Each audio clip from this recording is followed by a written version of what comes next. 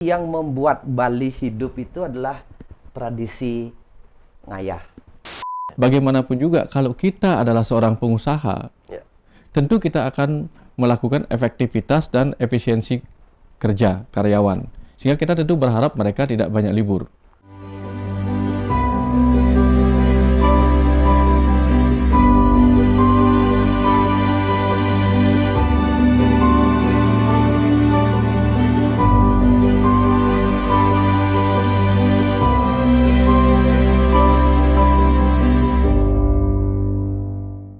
Om Swastiastu, salam rahayu, Pak Dokter, Pak Putu. Kembali nih kita berjumpa, diskusi asik. Pokoknya di Mitos Gen. Ya, paling seneng saya ngucapin itu. oh gitu ya. Pokoknya The Mitos Gen. Aduh, ya kita buat santai saja. Selalu ada tema-tema yang kita bisa diskusikan secara dalam, dan mudah-mudahan apa yang kita nggak habis-habis. Nggak habis-habis ya. Ada manfaatnya lah. Betul. Buat yang menonton atau mendengar nantinya. Tapi yang penting nggak boleh apa? Tadi nggak ada benar salah nggak ya. ada benar salah itu aja intinya. Kita berpendapat dan tidak judging lah. Ya, Kita betul. tidak memvonis benar atau salahnya di sini. Jadi semua ada pilihannya. Nah, terkait dengan ini, Pak Dokter, Pak Putu. Nah, kita kemarin bahas tentang band, upekara dan segalanya. Itu ada kaitannya juga nih dengan image kita di Bali, yaitu banyak libur. Nah, dari ritual-ritual agama, budaya, tentu saja banyak waktu yang diluangkan untuk Banyak menghasilkan libur. itu, dan akhirnya banyak libur juga. Nah, gimana nih? Karena banyak biaya, banyak biaya, banyak libur. Wah, semua serba banyak ini. ngabisin uang. Ngabisin uang, mahal-mahal semua, kan gitu. Bahkan ini hanya terkait dengan waktu saja. Bahkan ada beberapa kasus perusahaan melakukan proses lowongan atau mencari atau membuka lowongan pekerjaan dengan note di sana non Hindu lah gitu. Jadi Hindu tidak diperbolehkan untuk melamar karena saking image banyak liburnya itu. Nah, artinya apa? Gimana nih? Harusnya sekarang udah nggak boleh lagi begitu. Nah, itu pasti tidak boleh. Itu jadi kasus itu. Tetapi yang perlu kita dialogkan ini, apakah seperti itu adanya? Apakah menghambat atau justru sebaliknya dari prosesi itu? Budaya hadir, kemudian orang-orang datang untuk menyaksikan dan ikut dalam budaya itu, dan akhirnya juga berefek ke ekonomi. Nah, gimana nih? Dimulai dari siapa? Ekonomi kayaknya Pak Putu deh. Boleh. Iya, gimana Pak Putu? Pendapatnya gimana nih? Berpendapat aja nih kita. Sebenarnya di Bali itu yang membuat Bali hidup itu adalah tradisi ngayah. Itu udah pasti. Sebenarnya ngayah dalam bahasa Indonesia itu artinya tradisi Pengabdian. Ya, tolong menolong dan pengabdian. Gitu. Jadinya sebenarnya budaya ngayah berarti sebenarnya budaya Nusantara. Cuma yang masih bertahan dalam skup adat, jadinya menjadi adat beneran adalah budaya Bali. Jadinya ngayah atau sistem kegotong royongan di masyarakat masih berlaku. Jadinya salah satu orang punya kegiatan agama atau kegiatan adat, yang lain ikut menolong. Tujuannya utamanya adalah untuk penghematan sebenarnya. Jadinya saling tolong menolong. Ini punya kegiatan menolong yang ini punya kegiatan menolong yang itu gitu.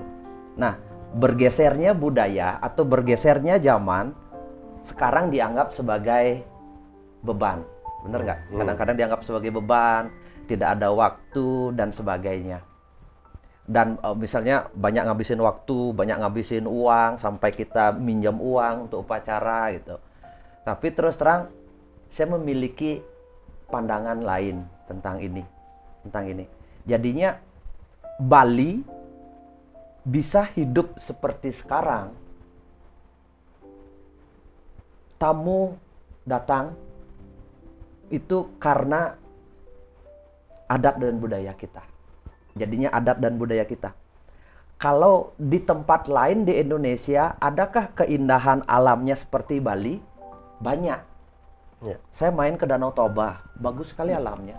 Saya main ke daerah Gunung Semeru, bagus sekali, banyak sih. Daerah pantai di Jogja juga bagus. Daerah timur itu masih asri alami ya. Tapi kenapa jutaan orang per tahun datang ke Bali paling banyak dari seluruh Indonesia? Jadinya ternyata mereka tidak hanya datang karena keindahan alamnya, tapi karena budayanya, karena manusianya yang ramah tamah dan welcome buat mereka.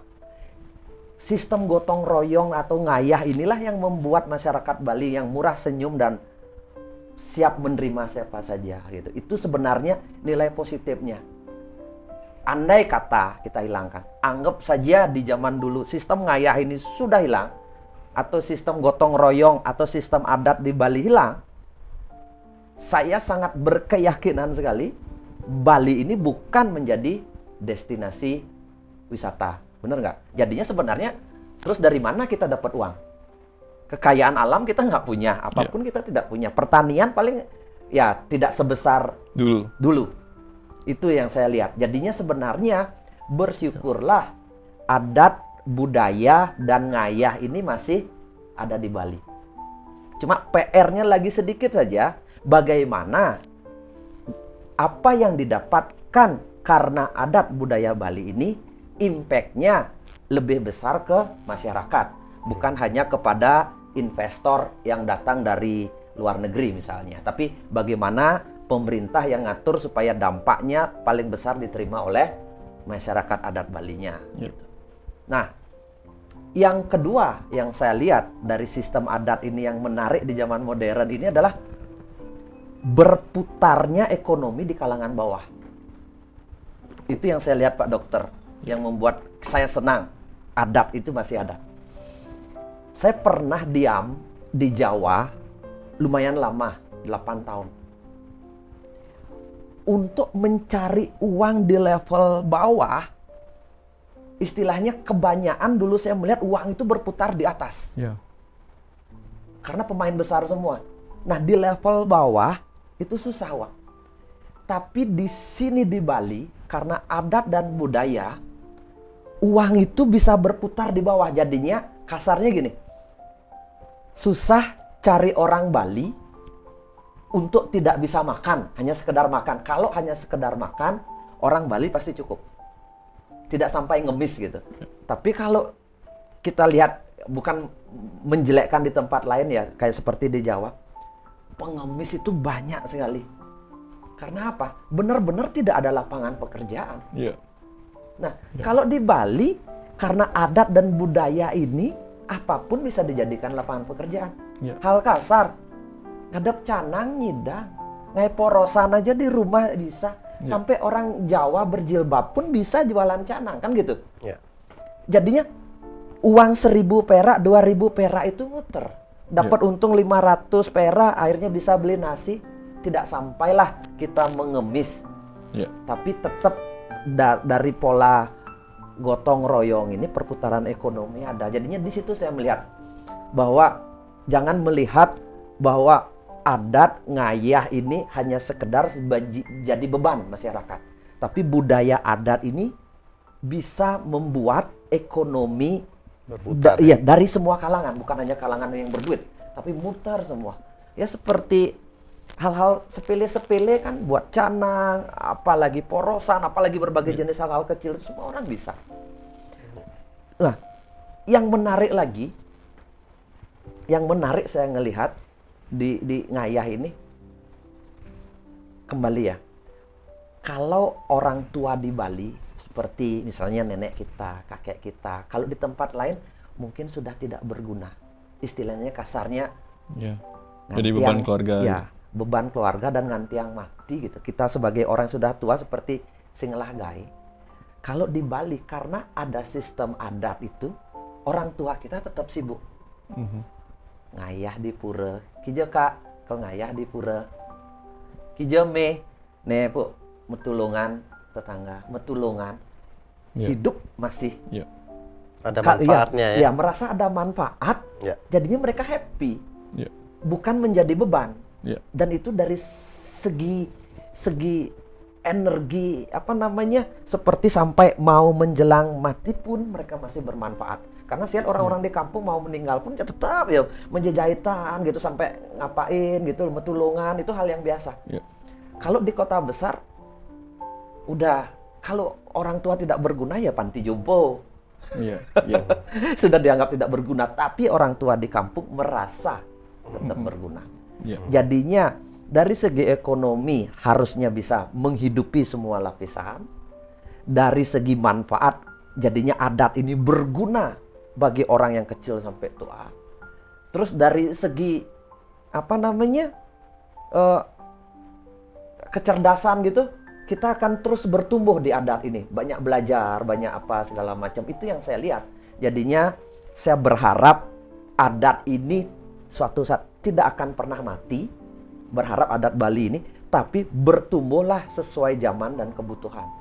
Itu jangan sampai karena kita modernisasi adat ini akan ditinggalkan. Saya berharap itu tidak ada. Tapi ngikutinlah adat ini perkembangan sesuai dengan keadaan zaman. Seperti itu. Apa yang harus diperbaiki, mana yang harus tetap dijaga dan sebagainya. Karena tanpa adat pun Bali tidak ada apa-apanya. Jadinya pertahankan adat sesuai dengan pertumbuhan zaman. Mungkin itu yang saya bisa ceritakan. Ya, gimana Pak Dokter terkait dengan tadi wacana-wacana di masyarakat bahwa wah selalu ada pengeluaran gede-gede nih gitu. Ya oke, kalau kita mau melihat dari perspektif modern, itu kan fenomena. Ini kan sebuah fenomena baru yang terus berkembang nanti. Bahwa apa? Fakta memang ketika banyak perusahaan-perusahaan baru memilih karyawan-karyawan yang non-Hindu, non-Bali gitu misalnya. Lalu kita marah-marah tanpa berusaha introspeksi diri. Ini kesalahan kita. Sebaiknya kita introspeksi diri. Berarti ada sesuatu nih, alarm. Bagaimanapun juga kalau kita adalah seorang pengusaha, tentu kita akan melakukan efektivitas dan efisiensi kerja karyawan. Sehingga kita tentu berharap mereka tidak banyak libur. Itu pasti kalau kita pengusaha. Tapi kalau misalnya kita memilih karyawan yang siapa saja boleh gitu, tentu pada akhirnya mereka yang akan terkendala, karyawannya stres. Stresnya kenapa? Satu sisi mereka harus melaksanakan kewajiban ngayah, satu sisi mereka harus melaksanakan kewajiban kerja. Nah, jadi pengusahanya santai, tapi kemudian kinerjanya datang dari kekacauan kinerjanya datang dari stresor yang menimpa karyawan itu sendiri ketika dia diterima. Nah, ini permasalahan lagi kan. Nah, ini fenomena yang kemudian perlu kita introspeksi dengan sudut pandang modern. Nah, bahasanya begini. Kita kan tahu dari hukum Maslow. Hukum Maslow mengatakan manusia itu membutuhkan satu kebutuhan fisiologis dasar. Makan, minum, pakaian, perumahan, dan sebagainya. Kedua, safety need, keamanan. Keamanan, masa depannya bagaimana, keamanan keuangannya bagaimana. Ketiga, kemudian kebutuhan social need atau love need. Kemudian esteem need atau dihargai. Keempat, aktualisasi diri. Nah, di masa Bali dulu, Pak, Bali dulu, kebutuhan makan minum sudah sederhana, sangat sederhana, dan sudah terpenuhi.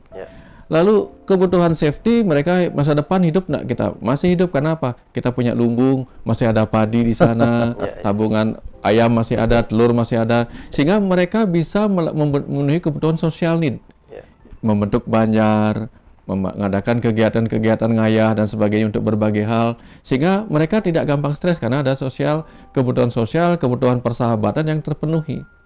Lalu esteem need, dihargai. Ada yang dihargai karena jadi bendesa, dihargai jadi pemangku, dihargai karena bisa menari.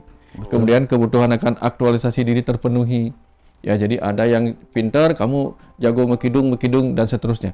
Semua terpenuhi ketika kebutuhan dasarnya masih sederhana. Betul. Tapi begitu kebutuhan dasar mulai meningkat, harga-harga bahan pokok meningkat, mau bikin rumah nggak cukup gubuk, harus bikin begini begitu. Udara panas sudah nggak tahan lagi, perlu AC, biaya tinggi. Ketika kebutuhan fisiologis need meningkat, biaya tinggi, maka semakin sulitlah mereka nabung. Untuk nabung mereka harus kerja lebih keras. Untuk kerja lebih keras, maka mereka harus mendapatkan perusahaan yang mau memberinya pekerjaan gaji yang banyak, tentu dengan pekerjaan yang juga tidak boleh ditinggalkan. Akhirnya apa?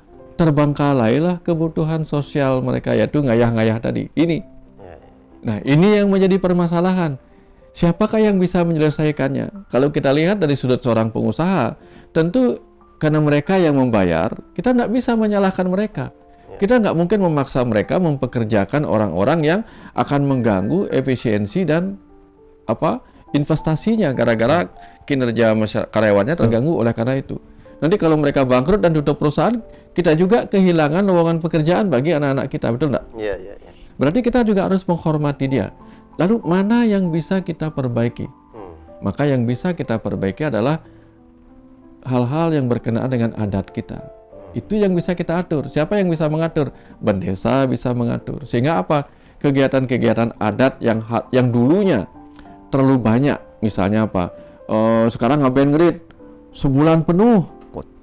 Habis waktu ngayah. Itu yang bisa mungkin bisa diperbaikin. dikurangi dengan cara apa? Mulai kita profesional juga.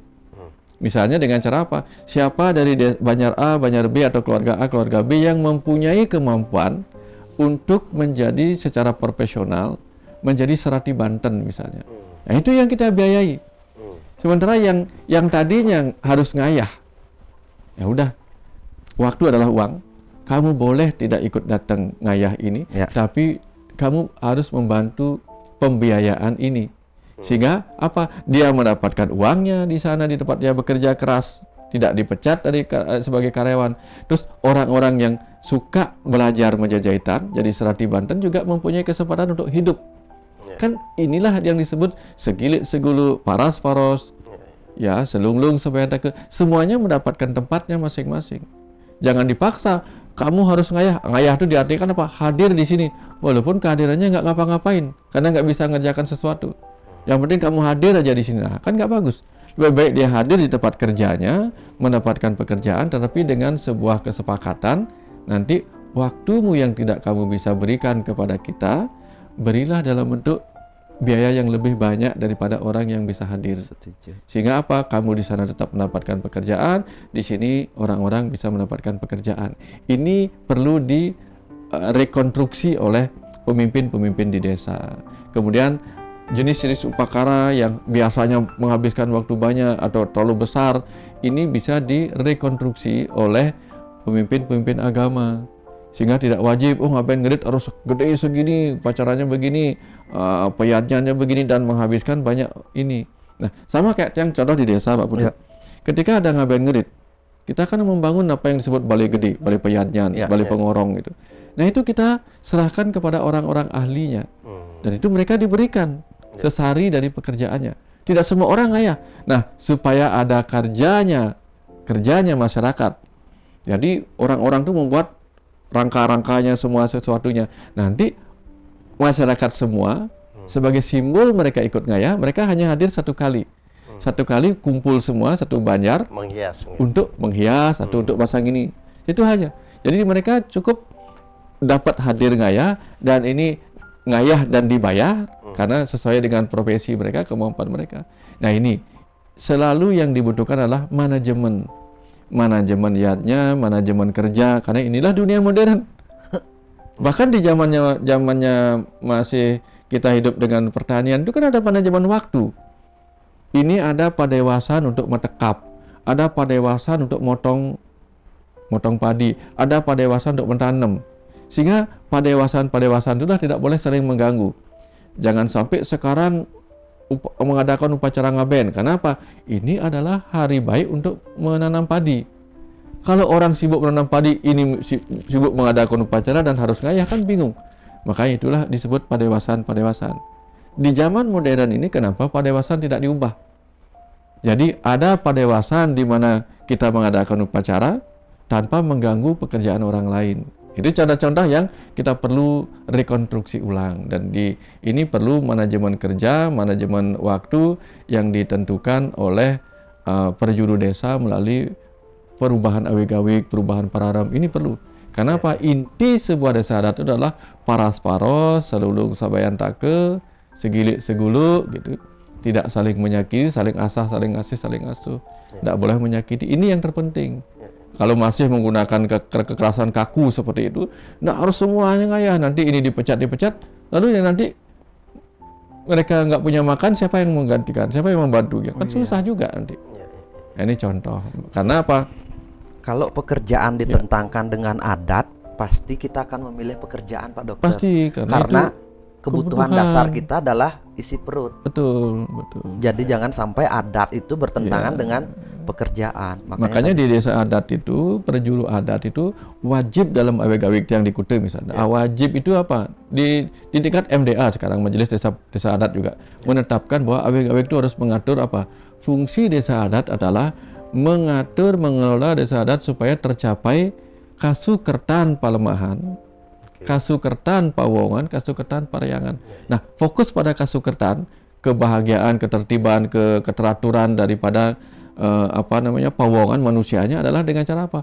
Mengatur sedemikian rupa sehingga tidak ada pekerjaan yang satu menyakiti pekerjaan yang lain. Tidak ada kegiatan yang satu mengganggu kegiatan yang lain. Inilah yang perlu diatur ulang, direkonstruksi dan dibicarakan banyak-banyak sehingga tidak lagi muncul kesepekan itu. Apalagi sekarang aturan desa adat tingkat provinsi mengharuskan aweg-aweg desa adat tidak mengizinkan adanya kesepekan itu. Ya, harus dibicarakan segilit segulut dengan paras-paros gitu. Ini pentingnya kita perlu mengatur sedemikian rupa. Nah, itu kan kaitannya terkait dengan bagaimana desa adat ya, mengatur adat di desa tersebut yang mana nantinya selaras dengan situasi yang terjadi di masa kini kan gitu. Nah, terkait dengan secara personal nih Ki, Pak Dokter, Pak Putu. Seringkali yang tiang lihat bahwa upacara adat itu justru yang banyak adalah keteben laku. Keteben laku artinya apa? Sesuatu yang mungkin tanda kutip tidak ada kaitannya dengan perkara. Riasan-riasannya yang lebih banyak. Kemudian biaya makan, biaya pakaian, segala macam. Dan seringkali itu terjadi karena membandingkan dengan tetangganya, sebelahnya, atau yang lainnya. Sehingga ada keinginan untuk melampaui bahkan tidak hanya menyamai, melampaui sebagai suatu kebanggaan dan akhirnya memaksakan diri di sana. Sehingga ya itulah akhirnya membuat terkesan biaya-biaya itu tinggi, membengkak tinggi, tetapi sebetulnya seperti yang kita ketahui ada pilihan, 3 pilihan itu. Disesuaikan dengan kemampuan di sana. Karena ketika kita mampu tapi kita tidak mau melakukan hal yang sesuai, ya itu namanya pelit mungkin. Nah, tetapi ketika kita tidak mampu tapi melakukan yang melebihi kemampuan kita, mungkin apa sebutannya, sombong atau apalah. Nah, tetapi kita memang di adat sebetulnya sudah ada, apalagi di agama itu menyatakan ada pilihan, 3 pilihan. Nah, terkait dengan bagaimana situasi yang sering terjadi bahwa banyak orang membandingkan supaya dia mampu melampaui atau menyamai, gimana? Ada komentar nggak, pendapat pribadi sebaiknya seperti apa gitu? Nah, silakan. Nah, itu kemudian kalau hal seperti itu pertanyaannya itu kembali kepada tugas seorang pemangku agama. Sulinggi, pemangku. Karena apa? Pemangku itu ibaratnya disebut rareangon, sudah. Rareangon itu senjatanya itu pecut. Dia pengembala, senjatanya pecut, senjatanya suling, dan dia membawa layangan, itu biasanya. Pecut, suling, layangan. Artinya apa? Kan ada manusia tuh ketika melakukan yadnya pun atau upacara-upacara korban suci itu memiliki 3 dorongan. Ada dorongan tamas, malas, atau kebodohan juga. Ada dorongan ambisi yang disebut rajas, sehingga dia seperti tadi itu. Uangnya sedikit, pinginnya gede. Nah, itu dia. Itu ya yang disebut rajasika yadnya.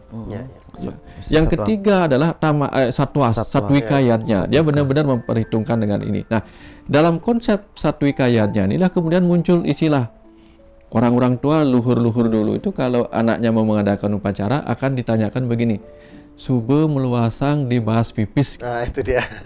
Sudahkah bertanya kepada bahas pipis, beras dan uang? Itu kemudian dimaknai apa? Pergi ke dukun menanyakan ke orang pintar. Maksudnya bukan begitu. Meluasang ke bahas pipis, cek sudah rekening. cek rekeningmu, cek makananmu, berasnya seberapa, persediaannya. Cukup nggak gitu ya. Nah, itu seharusnya gitu. Seharusnya direnungkan berapa dana yang kamu miliki sehingga disesuaikanlah dana itu untuk upacaranya nanti. Supaya apa? Supaya jangan kamu itu orang lacur meta pesugih, bahasanya begitu. Lacur itu apa? Orang miskin berlagak kaya. Sudah miskin berlagak kaya pula dalam upacara, sehingga menjadi rajas ngikutin orang-orang kaya.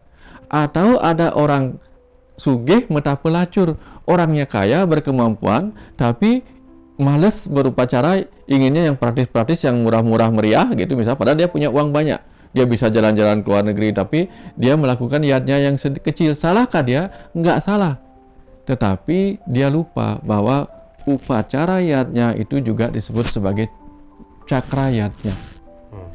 Ketika orang kaya menggunakan upacara yang besar sesuai dengan kemampuannya, sebenarnya dia menghidupi orang-orang di sekitarnya. Ini yang disebut perputaran cakrayatnya. Karena apa? Ketika dia bikin upacara yang besar, ya, yang misalnya ada orang yang bikin interior, yang tadinya tidak ada yang menyewa, jadi disewa oleh orang kaya. Tapi sekarang kan orang miskin ikut nyewa, jadinya apa? Upacaranya menjadi tedun ke peselang, nyelang di LPG. Nah, ini masalah, ini menjadi masalah. Nah ini ya, padahal sudah disiapkan. Nah, inilah tugas dari Rare Angon, yaitu orang-orang yang pemangku sulinggih, itu beliau-beliau yang sudah suci, yang memiliki otoritas untuk apa? Untuk menasehati masyarakat. Nah, diingatkan karena beliau adalah guru desa, guru siwa guru yang memberikan pencerahan. Karena begini, jangan sampai upacara yang kamu buat itu menyisakan beban batin, menyisakan apa kesulitan-kesulitan di kemudian hari. Karena betapapun bagusnya persembahanmu, upacaramu, tapi begitu menyisakan permasalahan di kemudian hari, tidak akan menghasilkan upacara yang berpahala baik. Ini sudah dikisahkan dalam kisah Aswamedha Yajna, ya, di mana upacara besar yang dilakukan oleh Pandawa itu tidak menghasilkan sesuatu yang baik. Karena apa? Karena ada sesuatu yang buruk dilakukan. Ya, bagaimana Drupadi kemudian mentertawakan seorang resi yang terlihat lahap, sekali makan dia ketawa-ketawa begini melihatnya, dan itu sebenarnya ternyata membuat upacaranya menjadi tidak bernilai emas gitu. Sehingga bahkan dikatakan upacara itu bernilai emas kalau ada sampai tikus geliling-geliling di sana, berguling-guling di beras yang kita simpan, itu berasnya berubah jadi emas, berarti upacaranya bagus gitu. Nah, sekarang di Bali upacara itu supaya kelihatan berasnya berubah jadi emas, dijadikanlah beras kuning, tabur beras kuning. Artinya apa? Simbolik bahwa upacara ini bagus. Itu kenapa kan simbolik. Tapi kalau pada kenyataannya pasca upacara semua semua mecik pelengan, semua pegang kepala, kemudian bertengkar lagi, gilirannya bayar siapa nih, kamu harusnya ikut bayar dan sebagainya, kan kacau. Nah, inilah yang sebenarnya tidak diharapkan. Dan kembali tadi, urusan ekonomi, urusan pekerjaan tadi dipegang kekuasaannya oleh otoritas, yaitu otoritas desa adat yang mengatur awe-gawe. Kemudian yang mengetahui sastra mengatur kemudian di level upacara. Jangan sampai mengambil upacara yang besar yang di luar kemampuan, atau jangan sampai orang kaya tidak mau melakukan upacara yang besar karena apa? Inginnya sederhana. Enggak salah sebenarnya, tapi itulah kesempatan dia melakukan punya, ya, berdana, berpunya kepada masyarakat luas di sekitarnya. Nah, tapi kalau dia tidak menyadari itu, maka dia kira itu adalah menghabis-habiskan uang, padahal sebenarnya dia bukan menghabis-habiskan uang. Toh juga uang tidak kita pakai, nanti kita bawa pulang, tapi bagaimana dengan upacara itu kita memberi kemakmuran kepada orang lain. Faktanya di Bali, upacara ini meluas, apa yang terjadi? Bahkan kita mengimport kelapa, mengimport banyak bahan-bahan upacara dari luar. Berarti kan kita memberi kehidupan baru kepada di luar diri kita. Kenapa itu tidak dilakukan di dalam? Ya, inilah kadang kelemahan kita di sana. Sering ada orang-orang bijaksana mengatakan orang Bali itu seperti ayam kampung. Dikasih makan mereka berebutan dan saling terjang satu sama lain. Orang luar itu seperti ayam buras, dikasih makan mereka makan sama-sama. Nah, inilah kita. Apakah benar demikian? Ya, kita cek aja diri kita masing-masing di Banjar, di desa adat kita sendiri. Benar tidak kita malah saling menjatuhkan ketika ada sesuatu yang seharusnya bisa kita bagi? Kan sering begitu. Mesiat, malu, berkelahi dulu sama sesama kita gitu. Bahkan ada kejadian lucu, Pak Dokter. Ya, saya kebetulan waktu itu ada satu pertemuan lah dengan pengusaha-pengusaha yang berbaur antara pengusaha Bali dan luar Bali gitu. Dan kebetulan saya sedang duduk dengan pengusaha luar Bali. Dia mengatakan hal yang persis sama dengan saya karena saya dipikirnya bukan orang Bali. Biarkan kita lihat mereka ini aja atau beradu aja, biar mereka sibuk beradu, kita ambil berasnya. Luar biasa. Artinya apa? Nah, jadikan itu satu introspeksi. Untuk kedepannya bagaimana seharusnya bersikap. Ayo kita berbareng lah. Kita tidak membedakan luar Bali atau siapapun. Mari kita bertumbuh bersama kan gitu. Jangan sampai ada image negatif itu berkembang di masyarakat kan gitu. Dan terkait dengan bagaimana meyatnya yang dituangkan dalam bentuk Banten, Bakara dan lain sebagainya, memang susah sekali membuat satu indikator apa sih yang disebut dengan ikhlas, karena dasar atau kunci kita melakukan suatu punya yatnya adalah keikhlasan kan begitu. Sebenarnya ketulusan lebih cocok. Ketulusan, oke. Tulusan. Karena tulus dan ikhlas itu berbeda, Surya. Oke, gimana? Tulus itu artinya kita melakukan sesuatu tanpa harapan, tanpa mengharap apa-apa. Tapi begitu datang hasil, apapun hasilnya itu yang disebut ikhlas menerima. Nah, jadi makanya tulus dan ikhlas. Tulus melakukan tindakan, ikhlas menerima apapun hasilnya. Nah, tulus ikhlas sebenarnya. Oke. Terima kasih Pak Dokter. Jadi ketika kita melakukan dasarnya ketulusan. Nah, definisinya atau indikatornya seperti apa tulus itu? Karena itu kan mainannya rasa. Saya pernah tanya kepada salah satu pemangku ya. Oke, seandainya kita ada keadaan situasi kita harus ngodalin lah gitu. Di satu sisi kita hanya punya uang hanya untuk ngodalin, yang mana angka itu cukup juga beli sepatu anak yang kebetulan sudah robek dan dia memaksa harus beli sepatu. Yang mana lebih urgent dan penting untuk kita alokasikan dana itu. Dan jawaban dari pemangku itu adalah ke sepatu. Karena apapun itu upekara, selalu ada tahapan-tahapan yang menyesuaikan kemampuan kita. Nah, mungkin satu sisi ada seperti itu. Satu sisi lagi, ada lagi perspektif yang mengatakan, nah, saat keadaan kita tidak mampulah, kesempatan kita mengorbankan inilah pengorbanan kepada semesta melalui apa yang kita bisa lakukan. Baik itu bisa kita lakukan dengan meminjam atau apapun, kita semaksimal mungkin kita lakukan supaya nantinya akan berbalik lagi kembali kepada kita. Nah, gimana? Itu bukan ketulusan, berarti mengharapkan hasil dia. Tapi kalau kita belajar kepada apa yang disebut dengan catur purusa arta, 4 harta dari jiwa, gitu. 4 harta yang digunakan secara jiwa. Tentu setiap orang itu seharusnya setiap bulan membagi penghasilannya menjadi 4. Menjadi 4 nih. Satu bagian dikumpulkan untuk digunakan untuk dharma, itu kewajiban. Kewajiban apa misalnya? Kewajiban untuk odalan, kewajiban untuk yang lain-lain gitu, kewajiban hidup. Jadi misalnya yang satu bagian itu kita bagi lagi.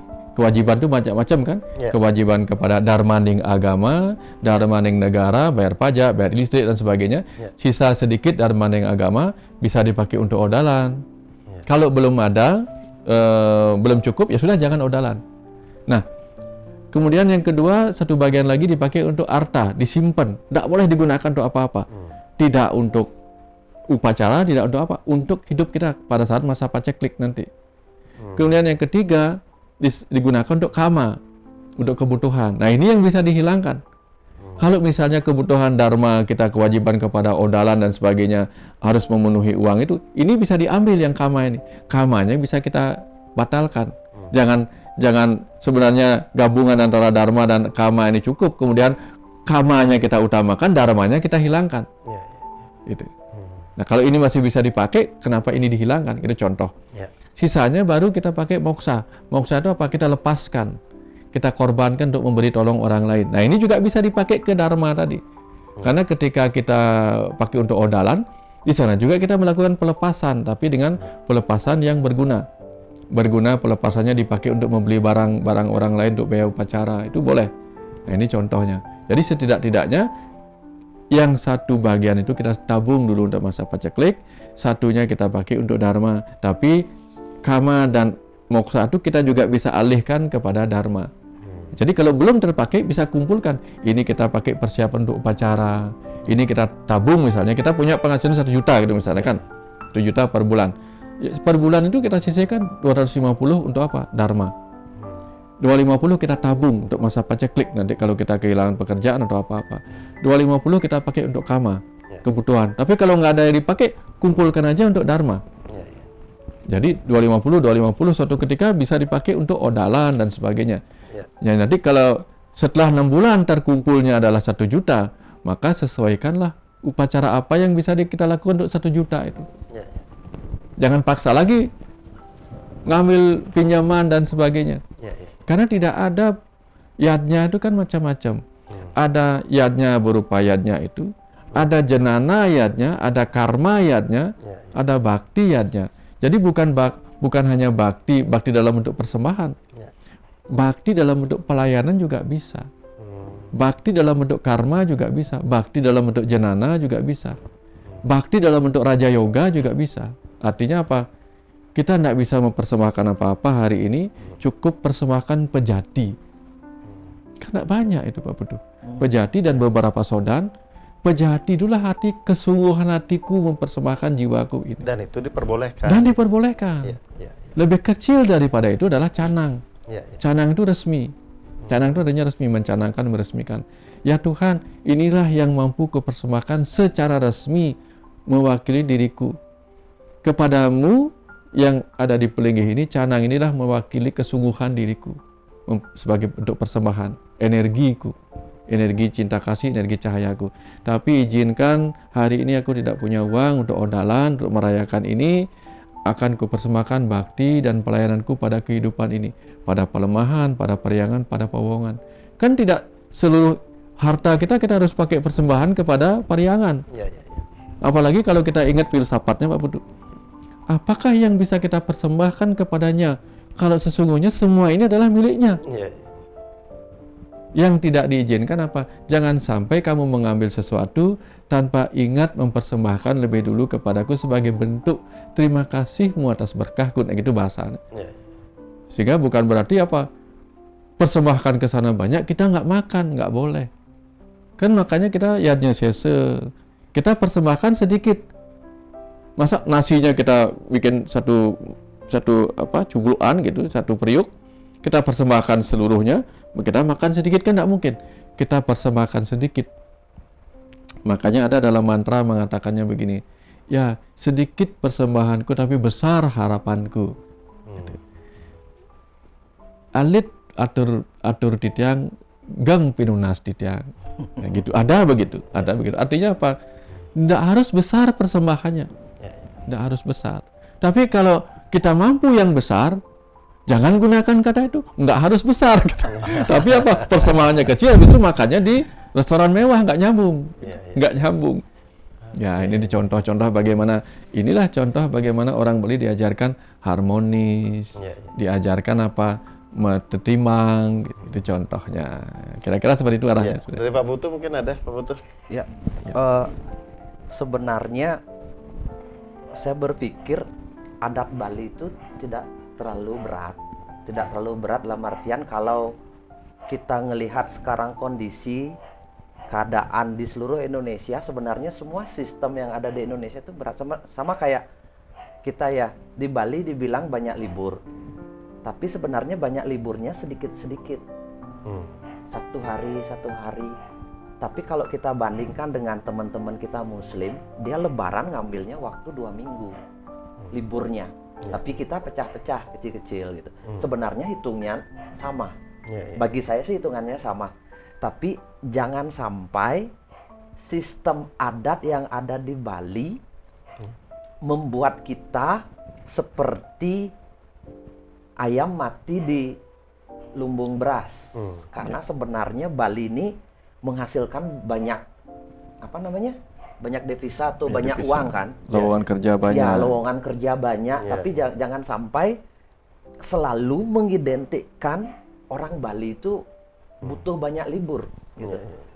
Sebenarnya tidak.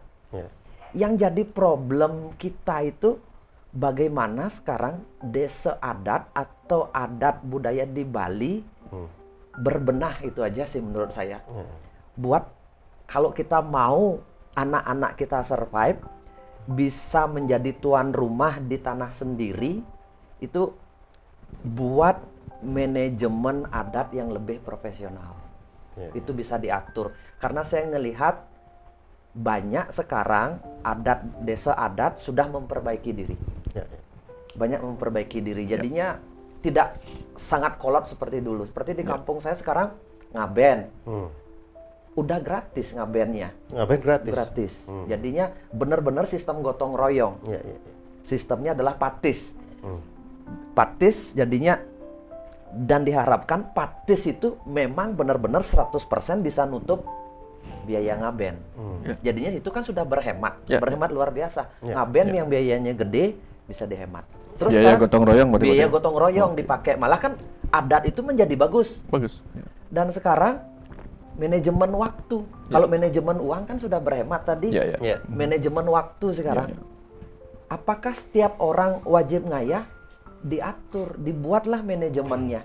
Siapa saja yang wajib ngayah dan boleh absen.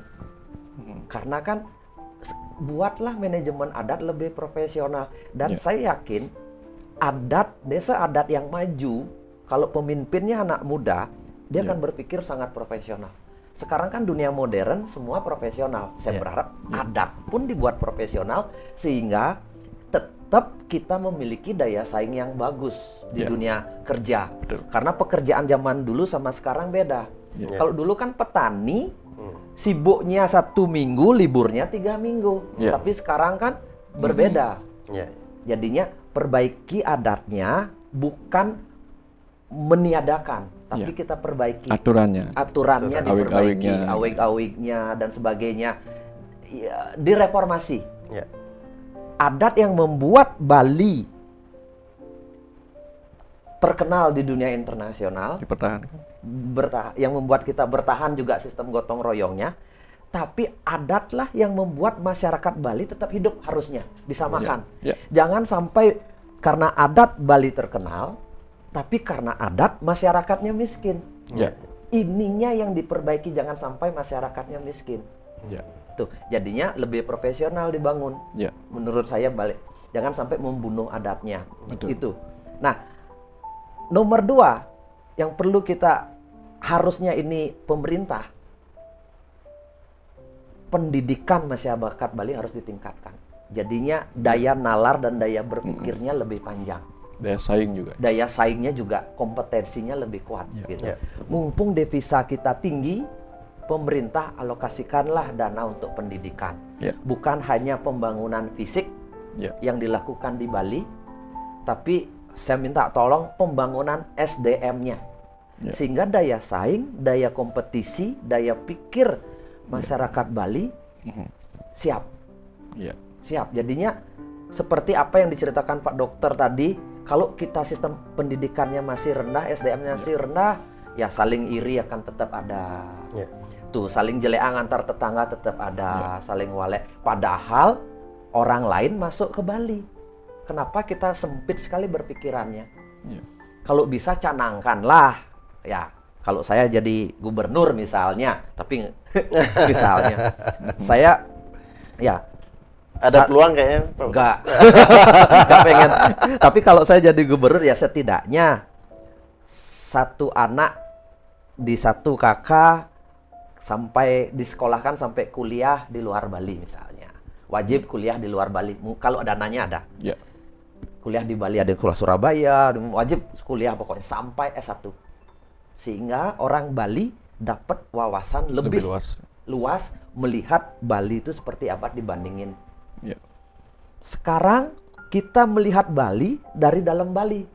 Sehingga kadang-kadang kita ngewalek, istilahnya kita menghujat budaya sendiri, padahal kita belum pernah keluar. Kalau kita pernah keluar, melihat beragam budaya, kita akan lebih wisdom melihat budaya Bali ini. Lebih tercerahkan. Saya banyak tercerahkan dengan apa yang ada di Bali ketika saya pernah menjadi minoritas dan harus survive di tanah orang, di negeri Jawa. 8 tahun saya di situ, dari situlah saya berpikir mau pulang ke Bali untuk membuat Bali ini menjadi apa? Bali ini menjadi sukses dari masyarakatnya sendiri. Saya pengen jadi anak Bali harus sukses di Bali gitu loh, memperjuangkan. Jadinya bukan hanya sekedar jadi karyawan dan sebagainya. Disitulah peranan penting SDM itu. Jadinya adatnya dibuat manajemen lebih profesional sehingga ikut sesuai dengan, jangan sampai uang banyak ke Bali tapi kitanya nggak dapat. Terus SDM-nya kita perbaiki. Ini tugas bersama. Janganlah anak kita tidak sekolah, apalagi tidak tamat SD atau SMP.